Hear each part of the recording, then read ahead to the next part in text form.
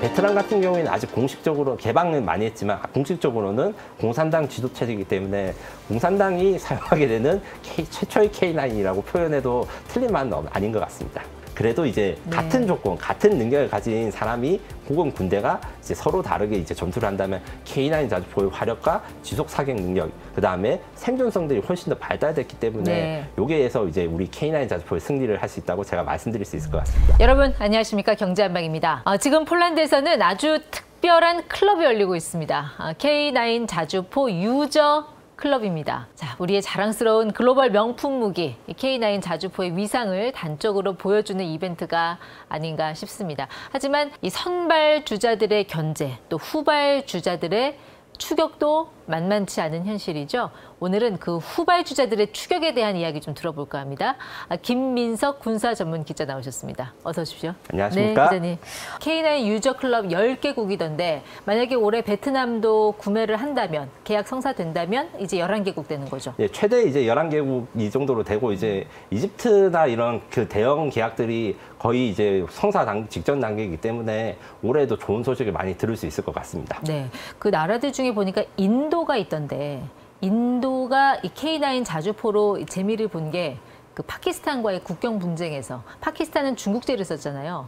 그러니까 중국제하고 우리하고 맞붙었을 때 어느 정도의 전력이었냐는 사실 공개된 건 없죠. 네, 그래서 사실 전문가들이나 이제 여러 방송에서 설왕설래가 많아서 제가 정확하게 팩트 체크를 해본 결과 이제 인도 의회에서는 이제 파키스탄과 인도의 국경 문제에 대해서 공개적으로 말하고 이런 것을 이제 하지 않기로 했던 것까지가 팩트이지만 확실한 거는 인도가 K9 자주포를 초기에 이제 구매를 하고 났을 때 실전에 투입을 했대요. 거기서 파키스탄군이 사용하고 있던 중국제 자주포와 이제 화력이 아무래도 차이가 나니까 인도군이 대단히 만족했다. 네. 정확한 정가는 알 수 없지만 대단히 만족해서 얼마 전에 다 아시겠지만 이제 인도가 2차 구매를 하기로 결정을 해서 K9 자주포가 좋으니까 또 사게 된 거죠. 그때 파키스탄이 썼던 중국제 자주포가 SH-155였잖아요. 네, 맞습니다. 네. 그런데 화력 면에서는 좀 뒤떨어졌다. 우리 K9 자주포에 비해서. 어떻게 보면은 약간 그 핸드폰으로 치면 샤오미하고 삼성전자 갤럭시 비교하는 거 약간 자존심 상하는 일 아니에요, 우리로서는? 아무래도 이제 기술적으로는 그 SH-155가 우리 K9 자주포와 비교할 수 없는 것이 사실이고, 다만 아무래도 아직까지는 중국의 과학기술, 그다음에 군사과학 기술이나 방위사업이 우리보다 앞서 나가 있는 건 사실입니다. 우리가 이것을 추격하는 과정에서 승리를 하게 된 게 이 K9 자주포랑 SH-155 자주포의 대결이라고 할 수 있는 거죠. 근데 중국에서 지금 신형 자주포로 개발하고 있는 거는 PLG-05, A 이어서 B까지 나오지 않았어요? 네, 맞습니다. 네. PLG-05 자주포 같은 경우에는 SH-155랑 전혀 다른 컨셉의 자주포입니다. SH-155가 우리 K9 자주포보다 훨씬 성능이 별로라고 제가 말씀드렸잖아요. 네. 별로인 게 다 이유가 있습니다. 왜냐하면 자주포의 종류는 크게 차류형 자주포, 그 다음에 궤도형 자주포 이렇게 나눠 있는데 우리 K9 자주포는 무한궤도, 그러니까 이제 그 트랙터라든가 이제 농기구, 그 포크레인 같은 데 하는 무한궤도를 달고 있으니까 중량이 훨씬 더 무겁고 강철 장갑으로 보호되어 있습니다. 이 보호라는 의미가 뭐냐면 포를 쏠 때 항상 조심해야 되는 건 적의 포병이고 적이 나한테 포격을 할 수 있거든요. 그 과정에서 우리 K9 자주포는 강철제 포탑과 자체로 보호돼 가지고 승무원들이 안전하게 발사할 수 있고, 근데 차량형 자주포 중에 SH-155 같은 경우에는 이제 스스로 움직일 수 있는 장점이 있지만 요거를 발사할 때 장전수나 이런 사격하는 분들이 밖에서 대기를 하고 외부에서 장전을 합니다. 근데 외부에서 장전할 때 이제 뚜껑도 없어요. 쉽게 말해서 포탄이 떨어지고 이러면 인명피해가 많이 생기는 거죠. 그러니까 초탄 장전 기준으로 했을 때 K9 자주포 같은 경우는 분당 한 9발? 나가죠? 9발까지 나가진 않고 이제 최대 이제 개량형이 지금 9발을 준비 중이고 지금 이제 6발 정도로 생각하시면 되는데, 자주포를 할 때 화력을 이야기할 때 1분에 몇 발 쏘는가를 많이 이야기들을 하세요. 근데 이제 실제 전쟁했었을 때는 전쟁은 이제 1시간, 2시간 동안 하는 게 아니라 며칠, 몇 달을 하는 게 되는 거잖아요. 우크라이나전 같은 경우에는 24시간 동안 연속 포격을 할 수도 있다고 해요. 이럴 때는 그 1분에 몇 발, 이런 게 아니라 이제 1시간에 몇 발, 이런 지속 사격 단위에서를 이야기를 할 때 우리 K9 경우는 이제 독일제 자주포나 경쟁자들보다 순간적인 발사 속도는 우리보다 더 빠른 게 있어요. 중국도 그런데 우리 K9 자주포는 포신이 아주 튼튼합니다. 네. 그래서 오랫동안 사격했을 때 안정적으로 사격할 수 있고 그래서 외국에다 터키나 이런 데들이 이 자주포의 포신 같은 기술이 부족해서 우리의 도움을 받기도 해가지고 전체적인 화력 측면에서 볼 때 우리 K9 자주포는 지금도 세계 탑 클래스라고 하죠. 근데 현재 중국군이 운용하는 PLG-05 그 자주포의 경우도 발사 속도를 봤을 때 그러니까 초탄 장전 기준으로 했을 때 분당 9발, 10발 이야기를 하던데 중국에서도 그게 맞아요? 그럼 뭐 K9 자주포랑 비슷한 거잖아요. 발사 속도 면에서. 반은 맞고 반은 틀린 이야기입니다. 제가 앞서 말씀드렸듯이 이 발사 속도라는 것은 1분에 몇 발 발사하는 건데 지속적으로 얼마나 많은 포탄을 발사하는가 이게 사실 자주포의 역량이거든요. 그 부분에서 PAZ-05 그러니까 중국산 자주포의 경우에는 두 가지 약점이 K9에 있습니다. 첫 번째로 그 자주포가 탑재하고 있는 포탄 탑재량이 작습니다. 무슨 말이냐면 자주포의 크기나 이런 게 구조상 네. 많은 포탄을 적재하지 못하기 때문에 얼마 안 쓰고 이제 포탄을 다시 장전하러 가야 되는 거예요. 그렇죠. 이게 첫 번째 장점이 있고 두 번째 장점은 K9의 또 다른 숨겨진 그 수출 상품으로 이 K10이라는 게 있습니다. 네. 이게 무엇이냐면 로봇화된 팔로 포탄을 자동 장전하고 공급해가지고 이 K9 자주포가 포탄이 떨어진다고 해도 이제 여러 가지 그 빠른 장비를 장전할 수 있는 그 보급하는 기계거든, 그 장갑차거든요. 예. 요게 있고 없고로 해서 하루에 몇 발을 쏠 수 있는가? 뭐 며칠 동안 몇 발의 포탄을 쏠 수 있는가 이 효율성이 크게 차이 나는데 중국은 아직까지 그런 게 없고 우리나라만이 지금 가지고 있는 기술이기 때문에 전체적인 화력 관점에서 볼 때 K9은 아직도 세계 최고의 자주포라고 당당하게 말할 수 있는 수준입니다. 근데 PLG-05 B형 같은 경우는 많이 개량이 돼서 그 차량 바닥 부분에 거의 포탄 장전 장치를 배치할 수 있도록 이렇게 개량이 됐다고 하던데요. 그래서 좀 탑재량을 많이 늘렸다, 그 공간을 좀 확보했다 이런 얘기도 있던데요. 예, 그 말도 사실입니다. 이게 원래 중국산 자주포의 그 기술적인 원천은 소련에서 왔습니다. 구소련에서 자주포를 만드는데 구소련은 또 자주포에 대해서 투자를 잘못해서 어떤 단점이 있냐면 차는 모든 장갑 차량은 포탑이 있고 차체가 있습니다. 네. 그런데 포탑에만 모든 장비를 넣기 때문에 이게 공간 활용이 잘 안 됐어요.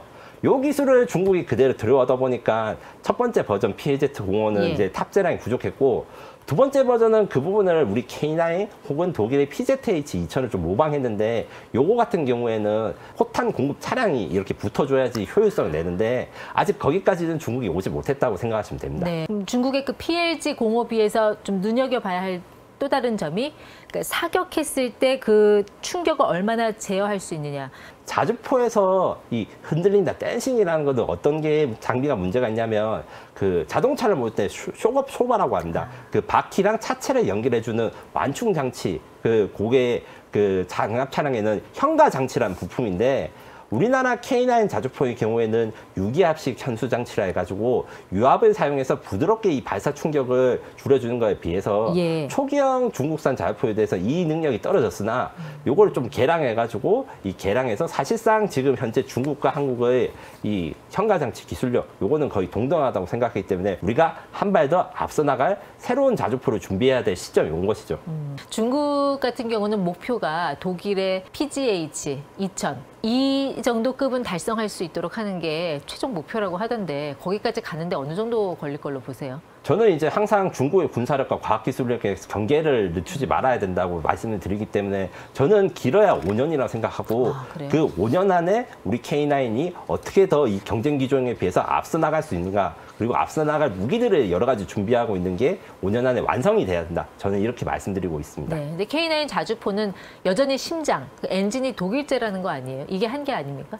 아닙니다. 이번에 이집트 수출이 거의 완성 단계에 들어간 소식을 아마 찾아보시면 나올 것인데 이게 그 K9 자주포는 처음부터 독일제 파워팩이 문제가 많았어요. 왜냐하면 개발 과정에서 터키에 기술 수출을 할 때도 독일이 굉장히 반대를 해서 파워팩 수출이 안 될 뻔했고 예. 그래서 원래 초기 버전의 K9 자주포는 독일제 파워팩과 미국제 파워팩을 바꿔 낄 수 있게 이렇게 설계를 한 때도 있습니다. 네. 지금은 그렇게 되지 않고 대신에 선택한 것이 그 파워팩 국산화인데 얼마 전에 STX 엔진이 국산 K9 자주포 엔진을 만드는 데 성공하고 이집트에서 운용 시험을 했는데 이게 굉장히 좋은 평가를 받았습니다. 네. 그래서 이제 이집트 수출은 물론 중동 버전에서도 이 수요가 많이 늘어날 것으로 예측되고 있습니다. 근데 자주포 같은 경우는 그 명중률뿐만 아니라 이 포를 빨리빨리 발사할 수 있는 이 속도감도 중요한데 있는데 PGA 공호 같은 경우는 둔감형 모듈식 장약을 배치해서 그 속도를 굉장히 빠르게 전환을 시켰다고 하는데 그건 맞나요? 예, 그건 사실이고 우리 한국도 지금 거기에 대해서 기술 개발과 실용화가 다 완성되어 있습니다. 자주포를 운용해 보신 우리 시청자 여러분들 아시겠지만 자주포는 어떻게 발사하냐면 포탄이 있고 그다음에 포탄에 추진력을 주기 위해서 장약을 헝겊 봉투같이 생긴 데다 화약을 넣어가지고 이거를 2개 넣으면 뭐 20km 가고 3개 넣으면 30km 가고 이런 식으로 조절을 하는데 이게 그 고정된 체가 아니니까 장전하고 이럴 때 사람 손도 필요하고 고장도 잘 날 수 있어서 네. 둔감형 모듈 장약이란 거는 그 어린애들 사용한 블록식으로 블록같이 딱딱 이렇게 고체로 돼 있어서 빠르게 그 다음에 기계의 힘을 빌어서 장전할 수 있어서 발사 속도가 높아지고 네. 거기에 덧붙여서 안정성도 높아지고 그러니까 폭발하는 그 폭발점이 온도가 높아지니까 화재에 조금 더 잘 견딜 수 있는 이런 장점들이 있는 것입니다. 예. 그리고 자주포 같은 경우는 또 하나 중요한 게 생존성. 근데 이번에 호주로 나간 우리 K9 자주포는 이 생존성이 굉장히 많이 향상됐다고 들었는데 그 비결은 어디에 있습니까? 네, 그것은 호주의 이제 하나 에어로스페이스가 K9 자주포 말고도 AS-21 레드백이라는 장갑차를 같이 수출하고 있는 상황입니다. 그 공장도 같이 있는데 AS-21에 적용된 특수 부가 장갑 기술이라는 게 있습니다. 무슨 말이냐면 기존 장갑에다가 특수한 소재의 장갑을 덧붙여가지고 적의 지뢰 공격이라든가 대전차 로켓 공격, 포탄 파편 이런 것들을 더 잘 막을 수 있게 고급 사양의 K9이 적용된 게 바로 호주 육군의 AS-9 자주포입니다. 네. 그래서 호주 육군 AS-9 자주포를 보면 일반 우리 북군이나 다른 나라에서 쓴 K9 자주포보다 뭔가 좀 두꺼워요. 그리고 약간 볼트 같은 게 막연히 받쳐 있는 게 추가적인 장갑판을 덧붙여가지고 생존성을 더 잘 확보했기 때문입니다. 네, 그럼 PLG 공호 같은 경우는 생존성 면에서는 어느 정도의 어떤 한계가 있습니까? 네, PAZ 공호도 K9 기본형처럼 강철제 차체로 돼 있는데 다만 이제 그 좀 더 방어력이 좋은 그러니까 우리 K9 자주포 같은 경우에는 앞으로는 이제 드론 공격을 막기 위해서 RCWS라고 하는 자동화된 기관포를 하거나 아니면 여러 가지 방어 수단들을 찾을 건데 여기에 대해서는 이제 아직 중국이 우리나라를 따라잡지 못했습니다.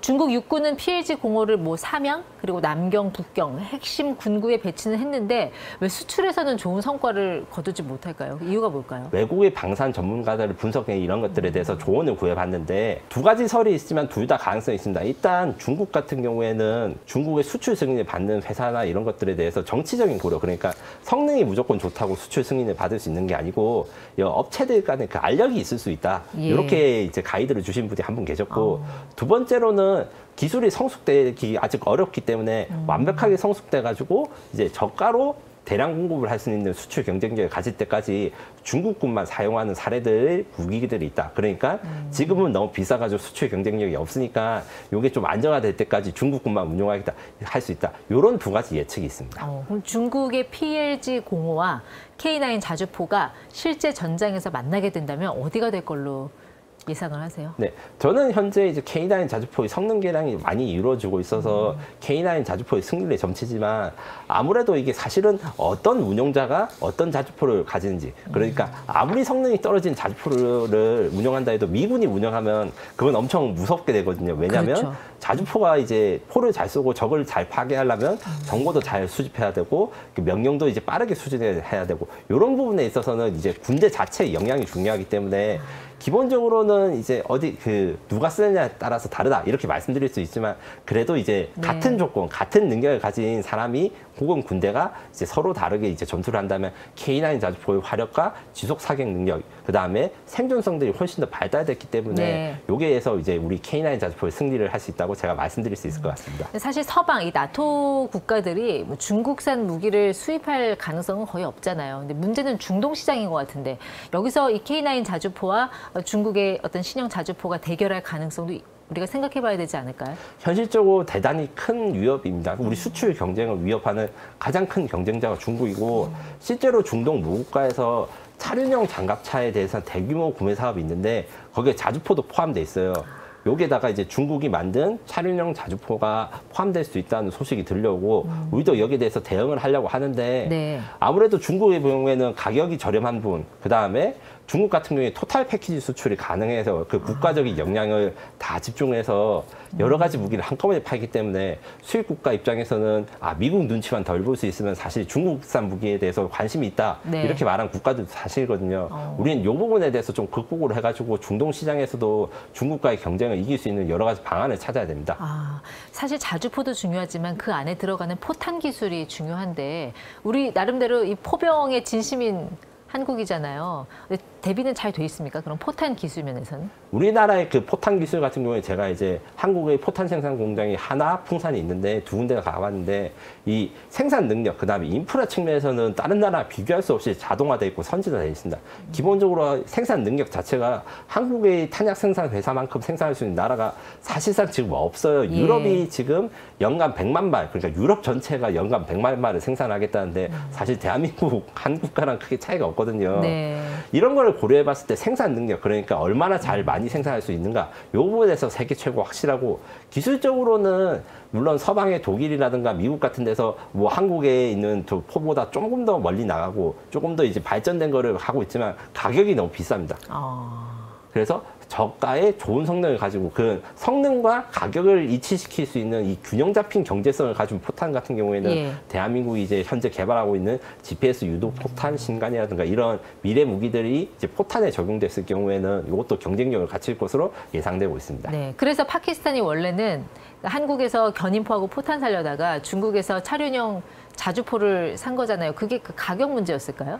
아닙니다. 이게 여러 가지 이야기가 있어가지고 이제 저도 이제 국내에서 취재를 해본 결과 외신에서 그 한 외신에서는 파키스탄이 한국제 KH-2로 견인포랑 한국 포탄에 대해서 이제 시험 테스트를 했다 이렇게 보도가 됐는데 예, 제가 국내에 취재를 해본 게 이게 약간 보안 상황이라서 답변이 제한된다 이렇게 말씀을 드릴 수 있었고 그래가지고 이제 좀 소문으로 이제 지금 제가 말한 건 정확하지 않은 소문일 수 있다 그 팩트가 있을 수도 있다는 걸 미리 양해해 드리자면.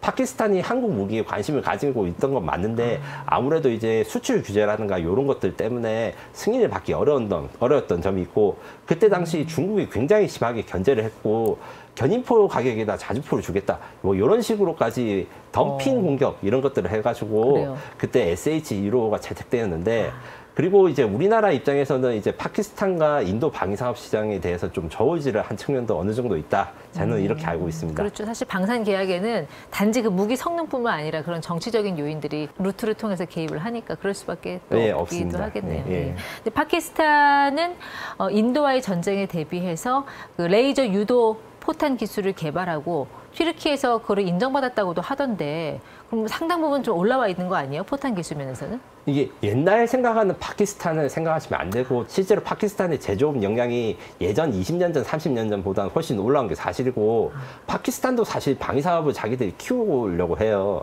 그래서 터키를 파트너로 삼아서 포탄 생산 기술을 들여오고 그다음에 터키와 러시아 기술을 조합한 레이저 유도 포탄. 그러니까 포탄인데 이게 지상에 다른 특수부대원들이 레이저로 적 표지를 쏴주면 거기로 정확히 하게 유도되는 포탄 같은 것을 개발해가지고 이런 것들을 자기들도 약간 이제 피방산 이런 것들 사실 도전하거든요. 네. 물론 우리보다 한 20년 이상 뒤처졌지만 이들의 노력이나 이런 것들은 진심이기 때문에 아마 여기 좀 앞으로 K방산이 지금 잘 나가고 있는 데서 더 잘 나가려면 지금 현재 안주하지 말고 더 이제 기술 발전과 이제 생산망, 공급망에 의해서 좀 더 발전해야 된다. 저는 이렇게 말씀드리고 있습니다. 뭐 인도가 공산권 국가는 아니지만 우리한테는 이렇게 비동맹 국가의 성격이잖아요. 이런 나라까지 우리나라 K9 자주포에게 무한한 신뢰를 보내고 있다는 거 굉장히 고무적이라고 보는데 베트남으로도 곧 가죠? K9 자주포? 네, 베트남 공개된 언론에 따르면 베트남 수출에 대한 협상이나 이런 것들이 막바지에 다다랐다. 이런 보도가 나와 있고 아마 수출 승인이 될 것으로 생각합니다. 다들 아시다시피 이제 베트남 같은 경우에는 우리 삼성전자 공장도 있고 베트남의 휴양도시 다낭 같은 게 별명이 경기도 다낭시라 하듯이 아무래도 베트남과 한국과의 그 관계가 아주 옛날에 이제 한때는 이제 전쟁도 하고 했지만 지금 아주 이제 우호 관계가 깊기 때문에 잘 수출되면 동남아 K9 수출의 거점으로 활용될 수 있을 거로 기대됩니다. 만약에 베트남 수출이 성사된다면 공산권 국가로서는 최초의 K9 자주포 유저가 되는 건가요? 네, 맞습니다. 지금까지 K9 자주포 유저들은 여러 국가들이 있었지만 대부분 다 민주주의 혹은 내각제를 채택하는데 베트남 같은 경우에는 아직 공식적으로 개방은 많이 했지만 공식적으로는 공산당 지도 체제이기 때문에 공산당이 사용하게 되는 최초의 K9이라고 표현해도 틀린 말은 아닌 것 같습니다. 네, 앞으로가 더 기대되는 K9 자주포, 이 포탑의 무인화, 나아가서 유무인 복합 체계로 세계적인 경쟁력을 계속 유지해 줄 수 있도록 저희도 함께 응원하겠습니다. 김민석 전문가와 함께했습니다. 고맙습니다. 감사합니다.